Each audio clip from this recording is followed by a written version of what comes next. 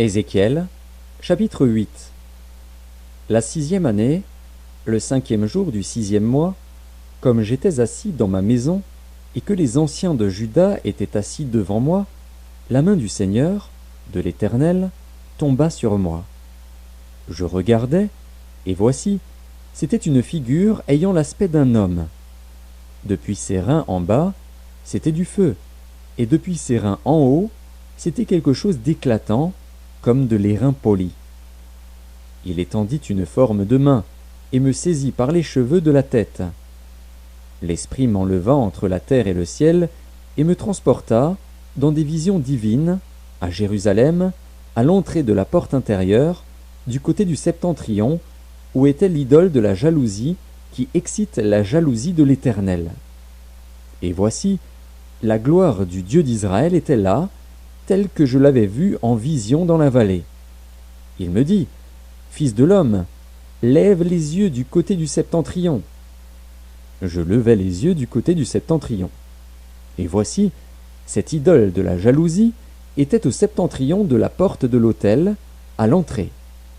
Et il me dit, « Fils de l'homme, vois-tu ce qu'ils font, les grandes abominations que commet ici la maison d'Israël, pour que je m'éloigne de mon sanctuaire? Mais tu verras encore d'autres grandes abominations. » Alors il me conduisit à l'entrée du parvis. Je regardai, et voici, il y avait un trou dans le mur.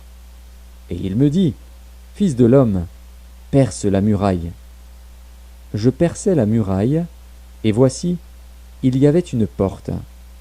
Et il me dit, « Entre, et vois les méchantes abominations qu'ils commettent ici. » J'entrai, et je regardai. Et voici, il y avait toutes sortes de figures de reptiles et de bêtes abominables, et toutes les idoles de la maison d'Israël peintes sur la muraille tout autour. 70 hommes des anciens de la maison d'Israël, au milieu desquels était Jaazania, fils de Shaphan, se tenaient devant ces idoles, chacun l'encensoir à la main, et il s'élevait une épaisse nuée d'encens. Et il me dit, « Fils de l'homme, vois-tu ce que font dans les ténèbres les anciens de la maison d'Israël, chacun dans sa chambre pleine de figures? Car ils disent, « L'Éternel ne nous voit pas, l'Éternel a abandonné le pays. » Et il me dit, « Tu verras encore d'autres grandes abominations qu'ils commettent. » Et il me conduisit à l'entrée de la porte de la maison de l'Éternel, du côté du septentrion. Et voici, il y avait là des femmes assises qui pleuraient Tammuz. Et il me dit, « Vois-tu, fils de l'homme, tu verras encore d'autres abominations plus grandes que celles-là. » Et il me conduisit dans le parvis intérieur de la maison de l'Éternel. Et voici, à l'entrée du temple de l'Éternel, entre le portique et l'autel, il y avait environ 25 hommes, tournant le dos au temple de l'Éternel et le visage vers l'Orient. Et ils se prosternaient à l'Orient devant le soleil. Et il me dit, « Vois-tu, fils de l'homme, est-ce trop peu pour la maison de Juda de commettre les abominations qu'ils commettent ici? Faut-il encore qu'ils remplissent le pays de violence et qu'ils ne cessent de m'irriter? Voici, ils approchent le rameau de leur nez. Moi aussi, j'agirai avec fureur. Mon œil sera sans pitié, et je n'aurai point de miséricorde. Quand ils crieront à haute voix à mes oreilles, je ne les écouterai pas. » Ézéchiel, chapitre 9. Puis il cria d'une voix forte à mes oreilles, « Approchez, vous qui devez châtier la ville, chacun son instrument de destruction à la main. » Et voici, 6 hommes arrivèrent par le chemin de la porte supérieure du côté du septentrion, chacun son instrument de destruction à la main. Il y avait au milieu d'eux un homme vêtu de lin et portant une écritoire à la ceinture. Ils vinrent se placer près de l'autel d'airain. La gloire du Dieu d'Israël s'éleva du chérubin sur lequel elle était et se dirigea vers le seuil de la maison. Et il appela l'homme vêtu de lin et portant une écritoire à la ceinture. L'Éternel lui dit, « Passe au milieu de la ville, au milieu de Jérusalem, et fais une marque sur le front des hommes qui soupirent et qui gémissent à cause de toutes les abominations qui s'y commettent. Et, À mes oreilles, il dit aux autres, « Passez après lui dans la ville, et frappez, que votre œil soit sans pitié, et n'ayez point de miséricorde. Tuez, détruisez les vieillards, les jeunes hommes, les vierges, les enfants et les femmes. Mais n'approchez pas de quiconque aura sur lui la marque. Et commencez par mon sanctuaire. » Ils commencèrent par les anciens qui étaient devant la maison. Il leur dit, « Souillez la maison, et remplissez de morts les parvis. Sortez !» Ils sortirent, et ils frappèrent dans la ville. Comme ils frappaient, et que je restais encore, je tombais sur ma face, et je m'écriais, « Ah, Seigneur éternel, détruiras-tu tout ce qui reste d'Israël en répandant ta fureur sur Jérusalem ?» Il me répondit, « L'iniquité de la maison d'Israël et de Juda est grande, excessive. Le pays est rempli de meurtres, la ville est pleine d'injustice, car ils disent, « L'Éternel a abandonné le pays, l'Éternel ne voit rien. » Moi aussi, je serai sans pitié, et je n'aurai point de miséricorde. Je ferai retomber leurs œuvres sur leur tête. Et voici, l'homme vêtu de lin et portant une écritoire à la ceinture rendit cette réponse, « J'ai fait ce que tu m'as ordonné. » Ézéchiel, chapitre 10. Je regardais, et voici, sur le ciel qui était au-dessus de la tête des chérubins, il y avait comme une pierre de saphir. On voyait au-dessus d'eux quelque chose de semblable à une forme de trône. Et l'Éternel dit à l'homme vêtu de lin, « Va entre les roues sous les chérubins, remplis tes mains de charbons ardents que tu prendras entre les chérubins, et répands-les sur la ville. » Et il y alla devant mes yeux. Les chérubins étaient à la droite de la maison, quand l'homme alla, et la nuée remplit le parvis intérieur. La gloire de l'Éternel s'éleva de dessus les chérubins, et se dirigea vers le seuil de la maison. La maison fut remplie de la nuée, et le parvis fut rempli de la splendeur de la gloire de l'Éternel. Le bruit des ailes des chérubins se fit entendre jusqu'au parvis extérieur, pareil à la voix du Dieu Tout-Puissant lorsqu'il parle. Ainsi l'Éternel donna cet ordre à l'homme vêtu de lin, « Prends du feu entre les roues, entre les chérubins. » Et cet homme alla se placer près des roues. Alors un chérubin étendit la main entre les chérubins vers le feu qui était entre les chérubins. Il en prit et le mit dans les mains de l'homme vêtu de lin. Et cet homme le prit et sortit. On voyait aux chérubins une forme de main d'homme sous leurs ailes. Je regardais, et voici, il y avait 4 roues près des chérubins, une roue près de chaque chérubin. Et ces roues avaient l'aspect d'une pierre de chrysolite. À leur aspect, toutes les 4 avaient la même forme. Chaque roue paraissait être au milieu d'une autre roue. En cheminant, elles allaient de leurs 4 côtés, et elles ne se tournaient point dans leur marche. Mais elles allaient dans la direction de la tête, sans se tourner dans leur marche. Tout le corps des chérubins, leur dos, leurs mains et leurs ailes, étaient remplis d'yeux, aussi bien que les roues tout autour, les 4 roues. J'entendis qu'on appelait les roues tourbillons. Chacun avait 4 faces. La face du premier était une face de chérubin, la face du second une face d'homme, celle du troisième une face de lion, et celle du quatrième une face d'aigle. Et les chérubins s'élevèrent. C'étaient les animaux que j'avais vus près du fleuve du Kébar. Quand les chérubins marchaient, les roues cheminaient à côté d'eux. Et quand les chérubins déployaient leurs ailes pour s'élever de terre, les roues aussi ne se détournaient point d'eux. Quand ils s'arrêtaient, elles s'arrêtaient, et quand ils s'élevaient, elles s'élevaient avec eux, car l'esprit des animaux était en elles. La gloire de l'Éternel se retira du seuil de la maison et se plaça sur les chérubins. Les chérubins déployèrent leurs ailes et s'élevèrent de terre sous mes yeux quand ils partirent, accompagnés des roues. Ils s'arrêtèrent à l'entrée de la porte de la maison de l'Éternel vers l'Orient. Et la gloire du Dieu d'Israël était sur eux, en haut. C'étaient les animaux que j'avais vus sous le Dieu d'Israël près du fleuve du Kébar, et je reconnus que c'étaient des chérubins.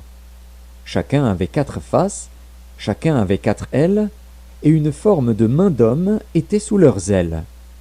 Leurs faces étaient semblables à celles que j'avais vues près du fleuve du Kébar. C'était le même aspect, c'étaient eux-mêmes. Chacun marchait droit devant soi. Ézéchiel, chapitre 11. L'Esprit m'enleva et me transporta à la porte orientale de la maison de l'Éternel, à celle qui regarde l'Orient. Et voici, à l'entrée de la porte, il y avait 25 hommes. Et je vis au milieu d'eux Jaazania, fils d'Azur, et Pélatia, fils de Benaja, chef du peuple. Et l'Éternel me dit, Fils de l'homme, ce sont les hommes qui méditent l'iniquité et qui donnent de mauvais conseils dans cette ville. Ils disent, ce n'est pas le moment, bâtissons des maisons, la ville est la chaudière et nous sommes la viande. C'est pourquoi prophétise contre eux, prophétise, fils de l'homme. Alors l'Esprit de l'Éternel tomba sur moi, et il me dit, dis, ainsi parle l'Éternel, vous parlez de la sorte, maison d'Israël, et ce qui vous monte à la pensée, je le sais. Vous avez multiplié les meurtres dans cette ville, vous avez rempli les rues de cadavres. C'est pourquoi ainsi parle le Seigneur, l'Éternel. Vos morts que vous avez étendus au milieu d'elles, c'est la viande, et elle, c'est la chaudière. Mais vous, on vous en fera sortir. Vous avez peur de l'épée, et je ferai venir sur vous l'épée, dit le Seigneur, l'Éternel. Je vous ferai sortir du milieu d'elle, je vous livrerai entre les mains des étrangers, et j'exercerai contre vous mes jugements. Vous tomberez par l'épée, je vous jugerai sur la frontière d'Israël, et vous saurez que je suis l'Éternel. La ville ne sera pas pour vous une chaudière, et vous ne serez pas la viande au milieu d'elle. C'est sur la frontière d'Israël que je vous jugerai. Et vous saurez que je suis l'Éternel, dont vous n'avez pas suivi les ordonnances et pratiqué les lois. Mais vous avez agi selon les lois des nations qui vous entourent. Comme je prophétisais, Pélatia, fils de Benaja, mourut. Je tombais sur ma face, et je m'écriai à haute voix, « Ah, Seigneur éternel, anéantiras-tu ce qui reste d'Israël » Et la parole de l'Éternel me fut adressée en ces mots. « Fils de l'homme, ce sont tes frères, ceux de ta parenté, et la maison d'Israël tout entière, à qui les habitants de Jérusalem disent « Restez loin de l'Éternel, le pays nous a été donné en propriété. » C'est pourquoi tu diras « Ainsi parle le Seigneur, l'Éternel. Si je les tiens éloignés parmi les nations, si je les ai dispersés en divers pays, je serai pour eux quelque temps un asile dans les pays où ils sont venus. C'est pourquoi tu diras « Ainsi parle le Seigneur, l'Éternel. Je vous rassemblerai du milieu des peuples, je vous recueillerai des pays où vous êtes dispersés, et je vous donnerai la terre d'Israël. C'est là qu'ils iront, et ils en ôteront toutes les idoles et toutes les abominations. Je leur donnerai un même cœur, et je mettrai en vous un esprit nouveau. J'ôterai de leur corps le cœur de pierre, et je leur donnerai un cœur de chair, afin qu'ils suivent mes ordonnances, et qu'ils observent et pratiquent mes lois. Et ils seront mon peuple, et je serai leur Dieu. Mais pour ceux dont le cœur se plaît à leurs idoles et à leurs abominations, je ferai retomber leurs œuvres sur leur tête, dit le Seigneur, l'Éternel. Les chérubins déployèrent leurs ailes, accompagnés des roues, et la gloire du Dieu d'Israël était sur eux, en haut. La gloire de l'Éternel s'éleva du milieu de la ville, et elle se plaça sur la montagne qui est à l'orient de la ville. L'Esprit m'enleva et me transporta en Chaldée auprès des captifs, en vision par l'Esprit de Dieu. Et la vision que j'avais eue disparut au-dessus de moi. Je dis aux captifs toutes les paroles de l'Éternel qu'il m'avait révélées. Ézéchiel, chapitre 12. La parole de l'Éternel me fut adressée en ces mots.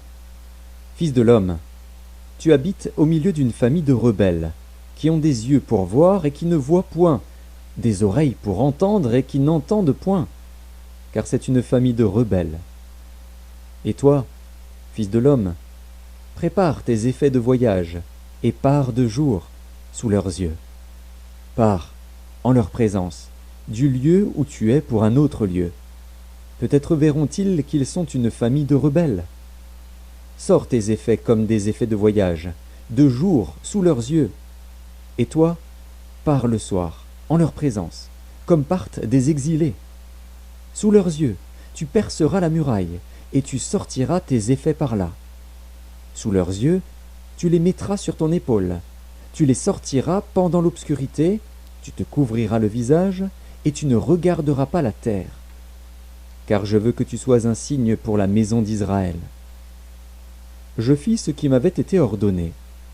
Je sortis de jour mes effets comme des effets de voyage, le soir je perçai la muraille avec la main, et je les sortis pendant l'obscurité et les mis sur mon épaule, en leur présence. Le matin, la parole de l'Éternel me fut adressée en ces mots. Fils de l'homme, la maison d'Israël, cette famille de rebelles, ne t'a-t-elle pas dit, que fais-tu?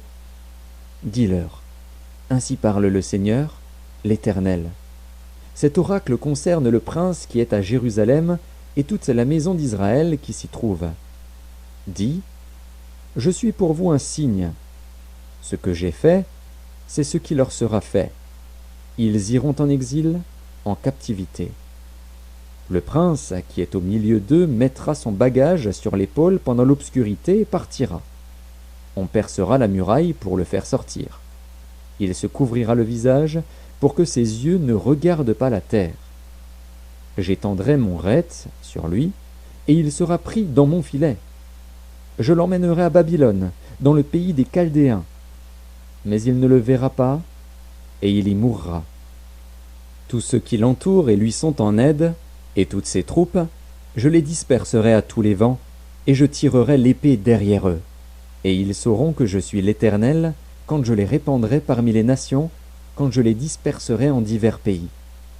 Mais je laisserai d'eux quelques hommes qui échapperont à l'épée, à la famine et à la peste, afin qu'ils racontent toutes leurs abominations parmi les nations où ils iront. Et ils sauront que je suis l'Éternel. La parole de l'Éternel me fut adressée en ces mots. Fils de l'homme, tu mangeras ton pain avec tremblement, tu boiras ton eau avec inquiétude et angoisse. Dis au peuple du pays, ainsi parle le Seigneur, l'Éternel, sur les habitants de Jérusalem dans la terre d'Israël. Ils mangeront leur pain avec angoisse, et ils boiront leur eau avec épouvante. Car leur pays sera dépouillé de tout ce qu'il contient, à cause de la violence de tous ceux qui l'habitent. Les villes peuplées seront détruites, et le pays sera ravagé. Et vous saurez que je suis l'Éternel. La parole de l'Éternel me fut adressée en ces mots.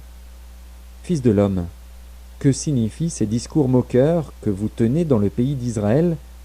Les jours se prolongent, et toutes les visions restent sans effet. C'est pourquoi dis-leur, ainsi parle le Seigneur, l'Éternel, je ferai cesser ces discours moqueurs, on ne les tiendra plus en Israël. Dis-leur, au contraire, les jours approchent, et toutes les visions s'accompliront. Car il n'y aura plus de visions vaines, ni d'oracles trompeurs, au milieu de la maison d'Israël. Car moi, l'Éternel, je parlerai. Ce que je dirai s'accomplira, et ne sera plus différé. Oui, de vos jours, famille de rebelles, je prononcerai une parole et je l'accomplirai, dit le Seigneur, l'Éternel. La parole de l'Éternel me fut adressée en ces mots. Fils de l'homme, voici, la maison d'Israël dit, les visions qu'il a ne sont pas près de s'accomplir, il prophétise pour des temps éloignés. C'est pourquoi dis-leur, ainsi parle le Seigneur, l'Éternel. Il n'y aura plus de délai dans l'accomplissement de mes paroles. La parole que je prononcerai s'accomplira, dit le Seigneur, l'Éternel.